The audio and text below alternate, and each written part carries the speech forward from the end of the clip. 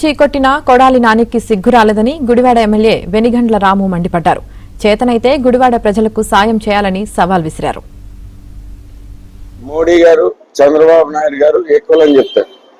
ఈ జగన్మోహన్ రెడ్డితో డిస్కషన్ పెట్టాలంటే మళ్ళీ చంద్రబాబు గారు రావాలంట. ఏంటి పాసిబిలిటీ? బేసిక్ గా వాళ్ళు మాట్లాడేది ఏంటి? ఏదైనా కానీ ఛాలెంజ్ చేస్తే చంద్రబాబు గారు చేయాలి. చంద్రబాబు గారు ఎందుకు చేస్తాడానికి? ఆయన స్థాయి ఏంటి? జగన్మోహన్ రెడ్డి స్థాయి ఏంటి? అది నీ స్థాయి. నువ్వే చెప్పావు.